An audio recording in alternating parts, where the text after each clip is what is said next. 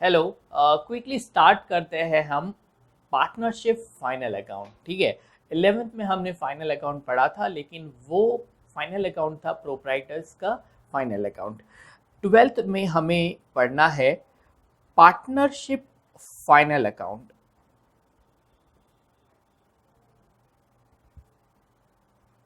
ठीक है, बहुत ही डिटेल वे में हम स्टडी करेंगे। मैं मेक श्योर करूँगा कि कोई भी पॉइंट इसमें छूटे नहीं। स्लोली स्लोली हम पढ़ेंगे। 2 पार्ट में मैं इसे कंप्लीट करूँगा। पहले हम सारे जो ट्रायल बैलेंस के आइटम्स है उसकी पोस्टिंग को हम सीखेंगे। उसके बाद हम एडजस्टमेंट को फाइनल अकाउंट में किस तरह पोस्ट किया जाता है, सारे एडजस्टमेंट को हम सीखेंगे। ठीक है, सबसे पहले हम समझते हैं कि ये फाइनल अकाउंट होता क्या है। देखिए, जब भी फर्म को अपना प्रॉफिट फाइंड आउट करना होता है तो वो फाइनल अकाउंट प्रिपेयर करता है। ठीक है, फाइनल अकाउंट के थ्रू ही प्रॉफिट फाइंड आउट हो सकता है, प्रॉफिट या लॉस है।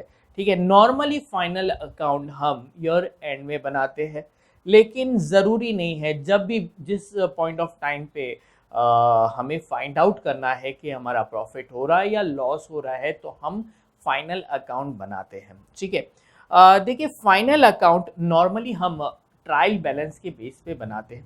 ठीक है, और हमने 11th में सीखा था कि ट्रायल बैलेंस किस तरह प्रिपेयर होता है। एक बार हम रिकैप करते हैं। देखिए, सबसे पहले तो ट्रांजैक्शन होता है। ठीक है, कोई भी ट्रांजैक्शन होता है उसकी हम जर्नल एंट्री पास करते हैं।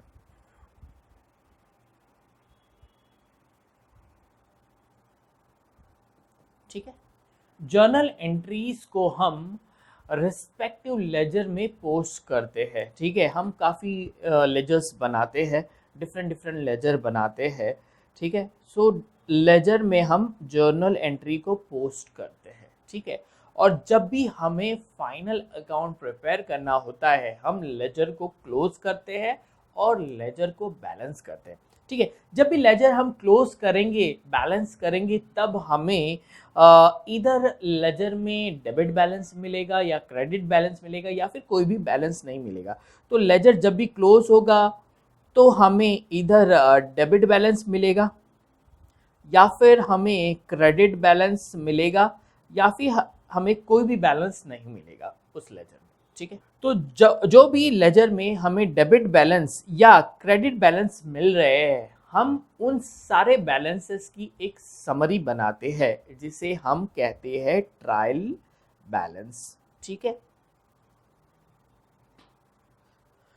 कोई भी एक लेजर है, अगर सपोज उसका डेबिट बैलेंस हमें मिल रहा है तो हम ट्रायल बैलेंस में उसे डेबिट साइड पे उसे लिखेंगे। ठीक है, इस तरह एक समरी बनेगी। सारे जो भी लेजर्स है उसे हम ट्रायल बैलेंस कहेंगे। ठीक है, और ट्रायल बैलेंस के बेस पर हम फाइनल अकाउंट बनाते हैं। तो फाइनल अकाउंट में हम क्या क्या बनाते हैं? हम बनाते हैं ट्रेडिंग अकाउंट, हम बनाते हैं प्रॉफिट एंड लॉस अकाउंट, और हम बनाते हैं बैलेंस शीट। ठीक है, आईसीएसई और सीबीएसई के स्टूडेंट्स के लिए प्रॉफिट एंड लॉस के बाद profit and loss appropriation account बनाया जाता है। ठीक है, सो हम फिलहाल जो महाराष्ट्र स्टेट बोर्ड के जो स्टूडेंट्स हैं उनके पॉइंट ऑफ व्यू से हम फाइनल अकाउंट को प्रिपेयर कर रहे हैं। ठीक है, तो ट्रेडिंग अकाउंट हमने बनाया, प्रॉफिट एंड लॉस अकाउंट बनाया और बैलेंस शीट बनाया। ठीक है, सो हमें बेसिकली जो सीखना है कि जो ट्रायल बैलेंस होता है, मैंने एक ड्राफ्ट ट्रायल बैलेंस प्रिपेयर किया है।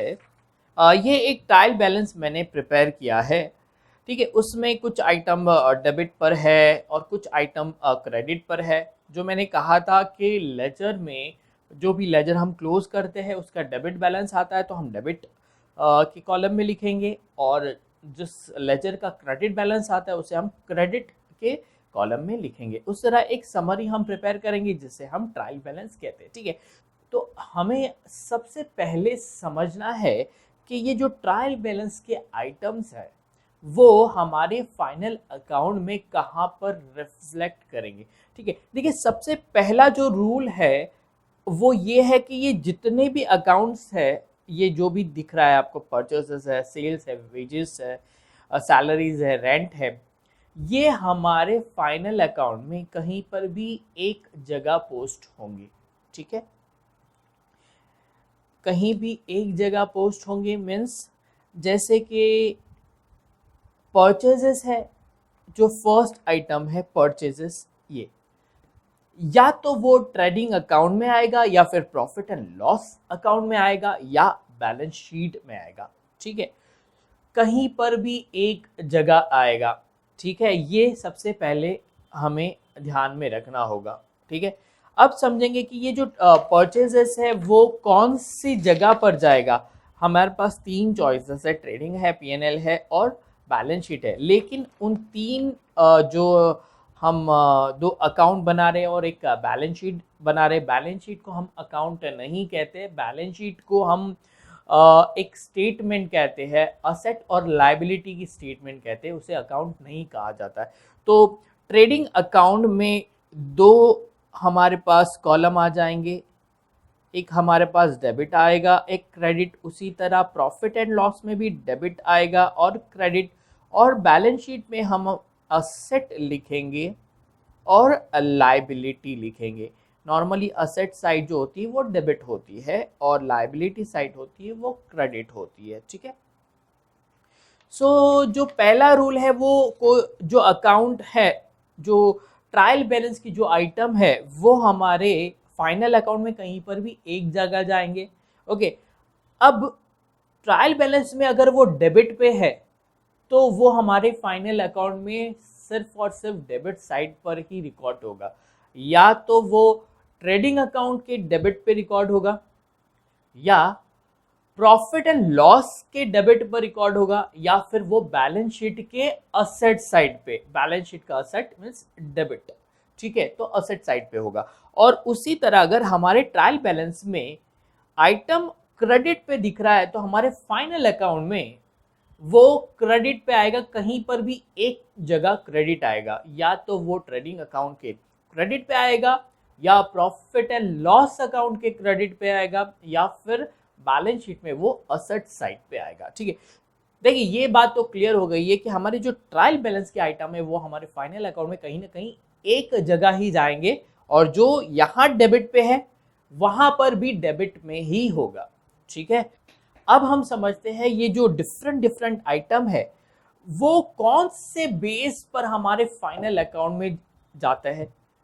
ट्रेडिंग में कौन सा आइटम जाएंगे, प्रॉफिट एंड लॉस में कौन सा आइटम जाएंगे और बैलेंस शीट में कौन सा आइटम जाएंगे। ठीक है, उसके लिए हमें ये समझने के लिए हमें कुछ टर्म्स को अच्छे से समझना होगा। ठीक है, सबसे पहला जो टर्म है वो है डायरेक्ट एक्सपेंस।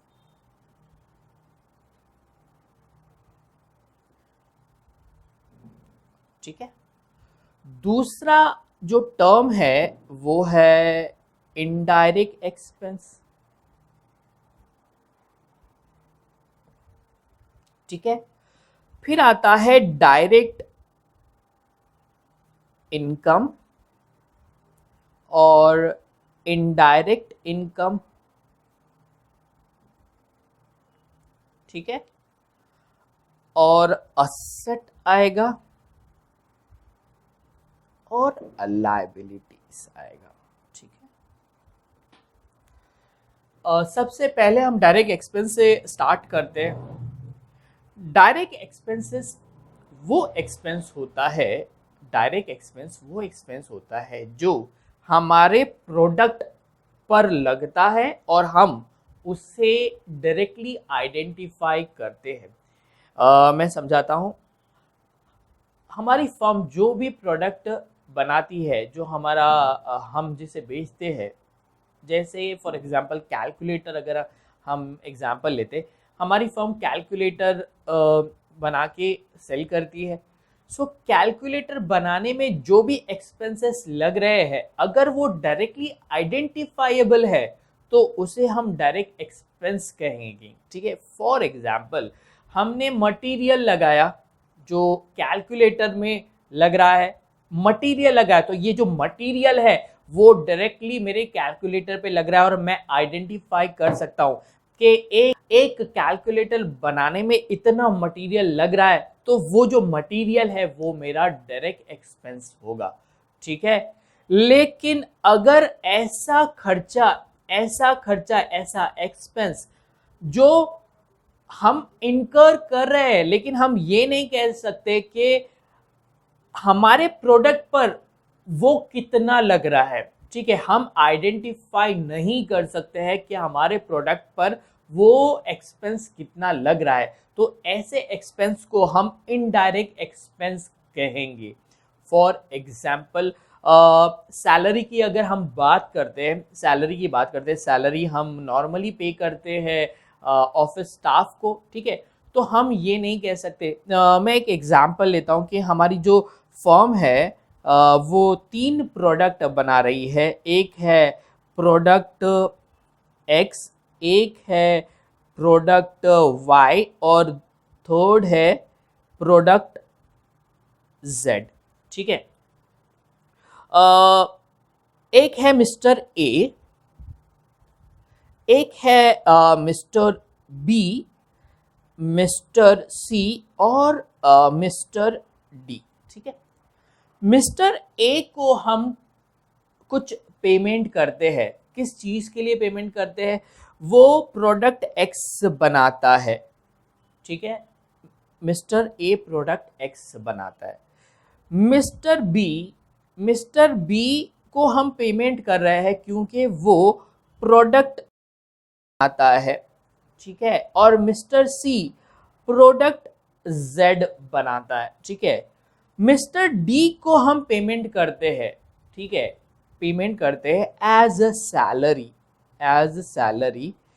वो एडमिन वर्क करता है, ऑफिस में काम करता है, हम उसे सैलरी पे करते हैं। मिस्टर ए को जो हम पे कर रहे हैं हम उसे वेजेस कहेंगे क्योंकि वो फैक्ट्री में काम कर रहा है प्रोडक्ट एक्स बनाने के लिए। तो प्रोडक्ट एक्स पर जो वेजेस लग रहा है मिस्टर ए का, हम ऐसा कह सकते हैं ना, मिस्टर ए को हम जो भी पेमेंट कर रहे हैं वो सीधा सीधा प्रोडक्ट एक्स पर जा रहा है। तो मिस्टर ए का जो भी खर्चा हो रहा है, हम जो मिस्टर ए पर जो भी खर्चा कर रहे हैं वो आइडेंटिफाई कर सकते हैं। सो मिस्टर ए का जो वेजेस है उसे हम डायरेक्ट एक्सपेंस कहेंगे, ठीक है। मिस्टर ए को जो वेजेस पे कर रहे हैं उसे हम डायरेक्ट एक्सपेंस कहेंगे, ठीक है। मिस्टर बी जो प्रोडक्ट वाई बना रहा है वो भी डायरेक्टली आइडेंटिफाइबल है, ठीक है।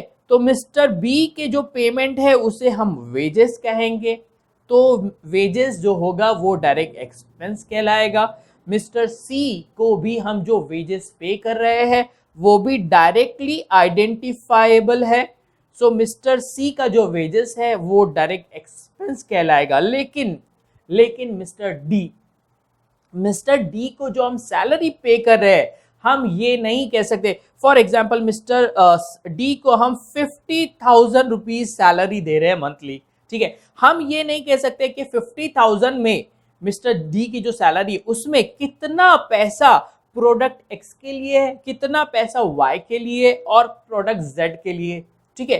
तो मिस्टर डी की जो सैलरी है वो डायरेक्टली आइडेंटिफाइबल एक्सपेंस नहीं है, इसीलिए हम इससे इनडायरेक्ट एक्सपेंस कहेंगे। क्लियर है? तो वेजेस जो होता है वो डायरेक्ट एक्सपेंस होता है और सैलरी जो होती है वो इनडायरेक्ट एक्सपेंस होती है। और अगर डायरेक्ट एक्सपेंस का एग्जांपल ले तो मैंने मटेरियल का एग्जांपल लिया था। मटेरियल मतलब जो परचेजेस जो हम करते हैं वो हमारा डायरेक्ट एक्सपेंसेस होता है, ठीक है। परचेजेस एक्सपेंसेस के अलावा परचेसेस से रिलेटेड जितने भी एक्सपेंसेस है, ठीक है, जितने भी परचेसेस से रिलेटेड एक्सपेंसेस है, मटेरियल को हम सप्लायर के प्लेस से लेकर हमारी फैक्ट्री तक लाने तक, वो मटेरियल फिनिश प्रोडक्ट बनने तक जितने भी खर्चे मटेरियल से रिलेटेड है वो हमारे डायरेक्ट एक्सपेंसेस होंगे।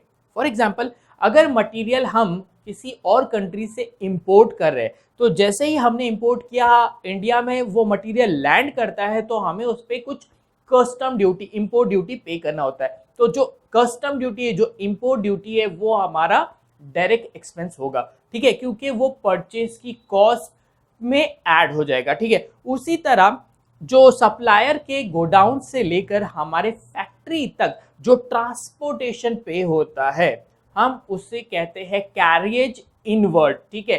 कैरियज इनवर्ड हमारा डायरेक्ट एक्सपेंसेस होगा, क्योंकि वो परचेज की कॉस्ट में ऐड हो जाएगा, ठीक है। लेकिन कैरियज आउटवर्ड क्या होता है?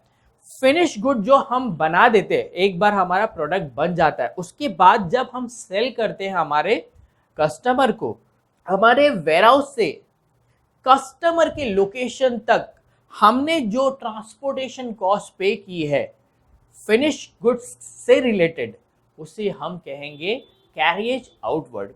कैरियज आउटवर्ड एक इनडायरेक्ट एक्सपेंसेस है, ठीक है।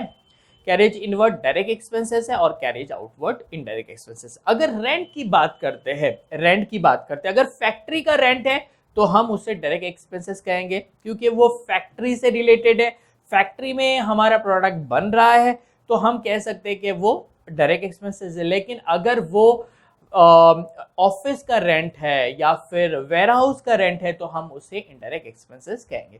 क्लियर है? अगर डेप्रिसिएशन की बात करते हैं तो प्लांट पे जो डेप्रिसिएशन लगता है वो हम डायरेक्ट एक्सपेंसेस कंसीडर करेंगे, और जो फर्नीचर पर या कंप्यूटर पर या जो व्हीकल पे डेप्रिसिएशन लगेगा उसे हम इनडायरेक्ट एक्सपेंसेस कहेंगे। डायरेक्ट एक्सपेंसेस कहाँ रिकॉर्ड होगा? डायरेक्ट एक्सपेंस हम रिकॉर्ड करते हैं ट्रेडिंग अकाउंट में, ठीक है। ट्रेडिंग अकाउंट के कौन से साइड रिकॉर्ड करते हैं? ट्रेडिंग अकाउंट के डेबिट साइड पर हम रिकॉर्ड करते हैं। इनडायरेक्ट एक्सपेंसेस हम प्रॉफिट एंड लॉस अकाउंट के डेबिट साइड पर रिकॉर्ड करते हैं, ठीक है। एक्सपेंसेस जो होता है वो हमारा डेबिट होता है, डेबिट है, डायरेक्ट है तो ट्रेडिंग पे जाएगा, इनडायरेक्ट है तो प्रॉफिट एंड लॉस के डेबिट पे जाएगा। अप टू हियर क्लियर है? आगे बढ़ते हैं, इनडायरेक्ट इनकम की तरफ जाते हैं। डायरेक्ट इनकम की बात करें तो वो इनकम जो जनरेट होती है हमारे फिनिश प्रोडक्ट को सेल करने पर, ठीक है। हम जो प्रोडक्ट बनाते हैं उसे सेल करते हैं ना, तो वो जो इनकम होती है वो सेल होता है, उससे हम डायरेक्ट इनकम कहते हैं, ठीक है। तो इनडायरेक्ट इनकम किसे कहते हैं? और जो मिसलेनियस इनकम है जो हमें साल भर में मिली है, जो कि नॉन रिकरिंग नेचर की है, उसे हम इनडायरेक्ट इनकम कहेंगे, ठीक है। डायरेक्ट इनकम मतलब हमारा जो प्रोडक्ट सेल हुआ, हमारा जो सेल होता है वो डायरेक्ट इनकम है। इनडायरेक्ट इनकम की अगर एग्जांपल ले तो हमें कुछ कमीशन रिसीव हुआ है, तो वो एक इनडायरेक्ट इनकम है। हमें कुछ डिस्काउंट रिसीव हुआ है तो वो एक इनडायरेक्ट इनकम है, नॉन रिकरिंग है, हमेशा नहीं होता है। हमने कुछ असेट को सेल किया है और उस सेल करने पर हमें कुछ प्रॉफिट हुआ है, तो वो जो प्रॉफिट है उसे हम इनडायरेक्ट इनकम कहेंगे, ठीक है। तो होपफुली डायरेक्ट इनकम और इनडायरेक्ट इनकम क्लियर है। डायरेक्ट इनकम को हम ट्रेडिंग अकाउंट में लिखेंगे, ट्रेडिंग अकाउंट के क्रेडिट साइड पर रिकॉर्ड करेंगे, ठीक है। और इनडायरेक्ट इनकम को हम प्रॉफिट एंड लॉस अकाउंट के क्रेडिट साइड पर रिकॉर्ड करेंगे। क्लियर है? अब बात करते हैं असेट और लायबिलिटी की, ठीक है। देखिए, असेट का मतलब क्या होता है? असेट का मतलब होता है कि वो खर्चा, वो एक्सपेंस जिसका बेनिफिट हमें एक साल से ज्यादा मिलता है, खर्चे को हम असेट कहते हैं, ठीक है। नॉर्मली जो कैपिटल एक्सपेंडिचर होता है, कैपिटल एक्सपेंडिचर उसे हम असेट कहते हैं, ठीक है। ऐसा खर्चा जो जिसका बेनिफिट हमें एक साल से ज्यादा मिलेगा, हम उसे एसेट कहेंगे। फॉर एग्जाम्पल, मैंने एक फर्नीचर खरीदा, फर्नीचर की जो लाइफ है वो 3 इयर्स है, ठीक है। तो फर्नीचर का जो खर्चा है, फॉर एग्जाम्पल 30,000 का मैंने फर्नीचर खरीदा, ठीक है। और ये जो 30,000 है, ये जो फर्नीचर है इसकी लाइफ 3 इयर्स है, तो मैं ये कह सकता हूँ कि हर ईयर फर्नीचर का जो बेनिफिट है हमें वो 10,000 का है, ठीक है।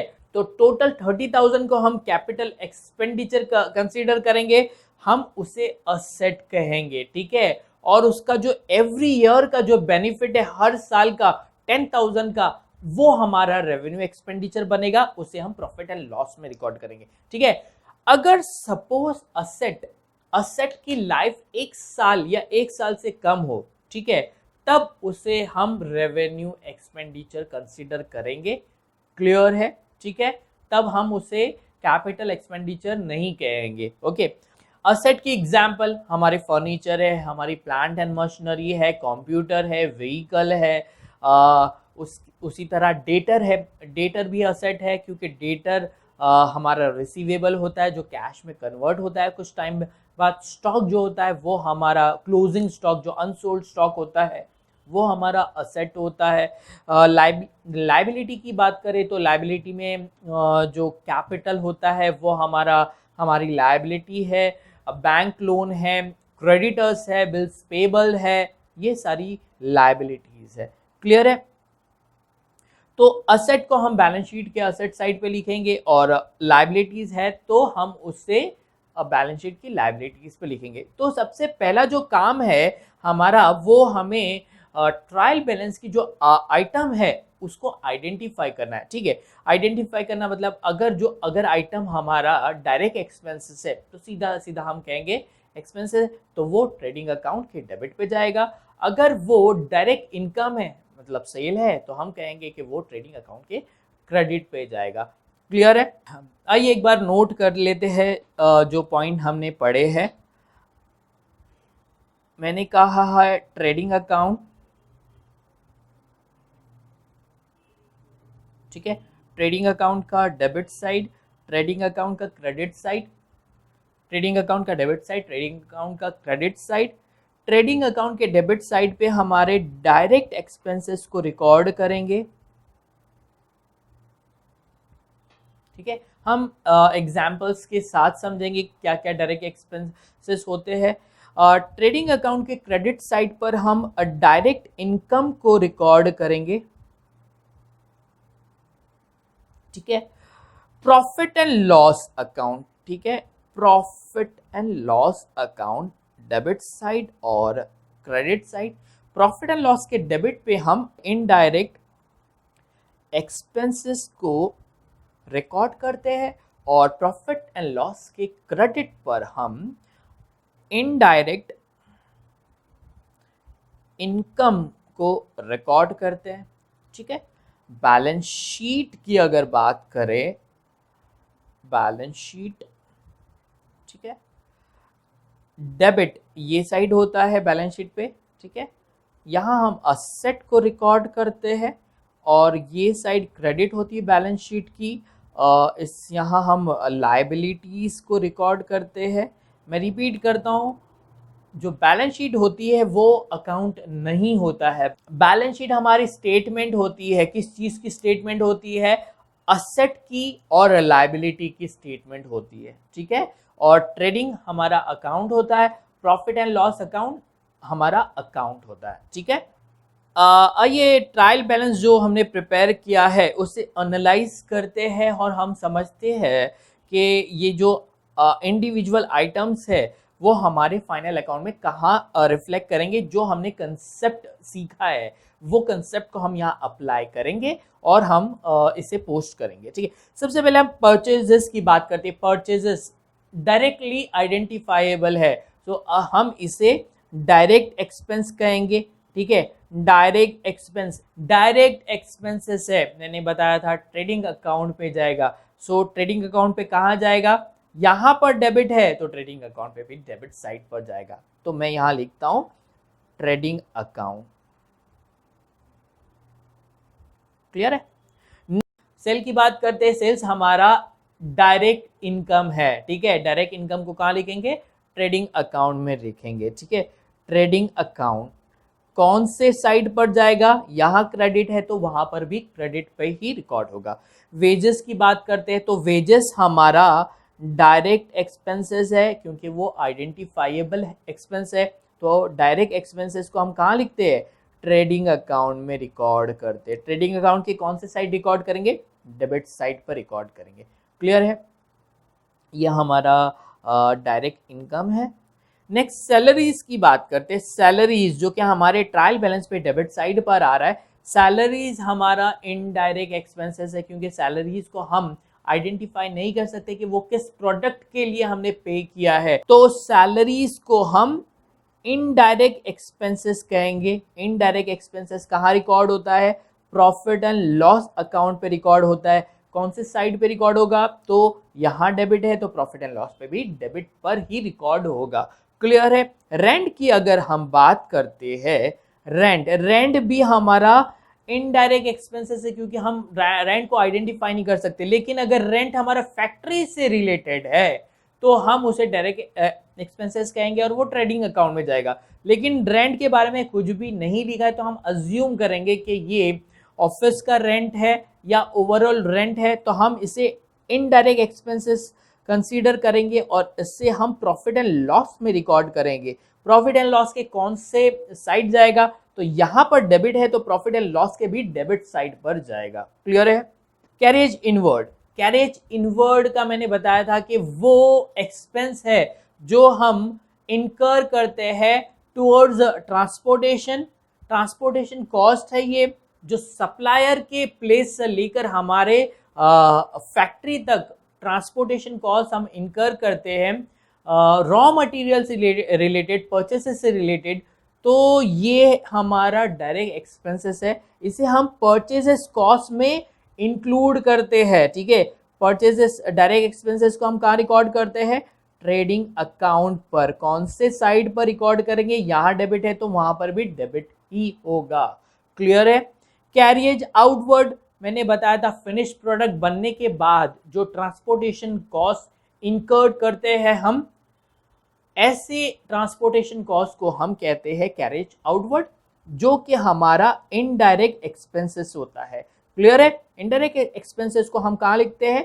प्रॉफिट एंड लॉस अकाउंट में लिखते हैं। कौन से साइड पर? यहाँ डेबिट है तो वहां पर भी डेबिट पे ही रिकॉर्ड होगा। क्लियर है? कमीशन रिसीव्ड, कमीशन रिसीव्ड, हमें कमीशन मिला है, इनकम है हमारी, लेकिन ये हमारी इनडायरेक्ट इनकम है क्योंकि ये नॉन रिकरिंग नेचर की है। ठीक है, हमारा जो डायरेक्ट इनकम होती है वो सिर्फ सेल्स होती है, उसके अलावा जो भी हमें मिलता है वो हमारी इनडायरेक्ट इनकम होती है।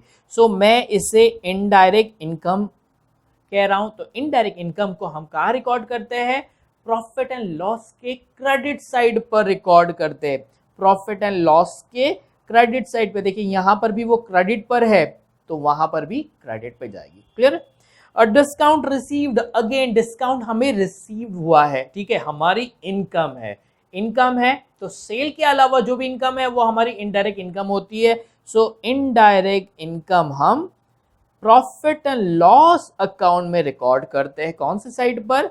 यहां क्रेडिट है तो वहां पर भी क्रेडिट पे ही रिकॉर्ड होगा। ठीक है, प्रिंटिंग स्टेशनरी की बात करते हैं। प्रिंटिंग स्टेशनरी हमारी ऐसी कॉस्ट है जिसे हम आइडेंटिफाई नहीं कर सकते कि हमारे किस प्रोडक्ट पर कितनी प्रिंटिंग की कॉस्ट लगी है, तो हम इसे इनडायरेक्ट एक्सपेंसेस कहेंगे।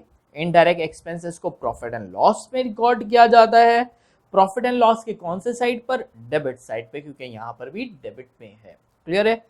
कस्टम्स की बात करें तो कस्टम मैंने बताया था कि कस्टम हमारी परचेस कॉस्ट में ऐड हो जाती है और परचेस कॉस्ट हमारी डायरेक्ट एक्सपेंसेस है, तो कस्टम भी हमारा डायरेक्ट एक्सपेंस होगा।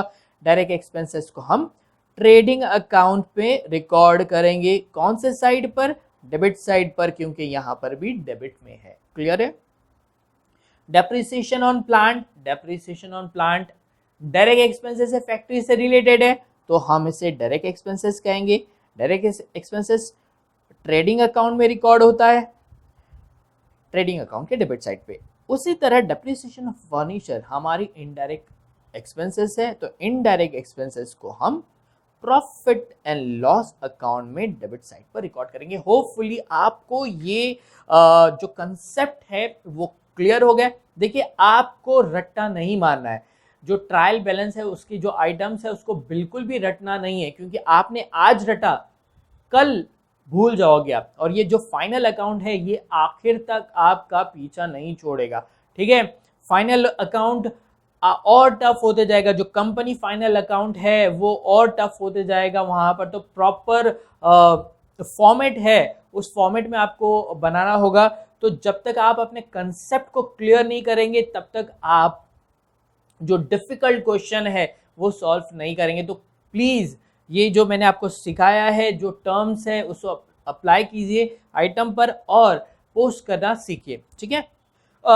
जैसे ही हमारी पोस्टिंग हो जाती है सारी ट्रेडिंग अकाउंट P&L और बैलेंस शीट में, उसके बाद हम एडजस्टमेंट की एंट्रीज करते हैं, एडजस्टमेंट को हम फाइनल अकाउंट में लेके आते हैं। नेक्स्ट लेक्चर में हम कुछ आइटम्स को एनालाइज करेंगे कि वो हमारे फाइनल अकाउंट में कहाँ जाएगा। अगेन ट्रायल बैलेंस के वो सारे आइटम्स होंगे। जैसे ही हम सारे ट्रायल बैलेंस के आइटम्स को सीख जाएंगे फिर हम एडजस्टमेंट की तरफ आएंगे, ठीक है। एडजस्टमेंट के कंसेप्ट को सीखेंगे। हर एडजस्टमेंट में हम काफ़ी टाइम लगाएंगे, उसे बहुत ही अच्छे से स्टडी करेंगे। एडजस्टमेंट को भी हम फाइनल अकाउंट में पोस्ट करना सीखेंगे। फाइनली जो थर्ड स्टेज होगा उस पर हम क्लोजिंग करना सीखेंगे कि किस तरह ट्रेडिंग अकाउंट P&L और बैलेंस शीट को क्लोज किया जाता है, ठीक है। और होपफुली वो हमारा ऑलमोस्ट लास्ट लेक्चर होगा, ठीक है। तब तक हम ये हमारे कंसेप्ट सारे जो पोस्टिंग है और एडजस्टमेंट के सारे कंसेप्ट को सीख चुके होंगे, ठीक है। सो फिलहाल के लिए मैं यहीं ये लेक्चर को स्टॉप करता हूँ। नेक्स्ट लेक्चर में हम जो मैंने प्रॉमिस किया है कि ट्रायल बैलेंस के आइटम्स को एनालाइज करेंगे, बहुत जल्दी मैं उस लेक्चर को पोस्ट करूँगा।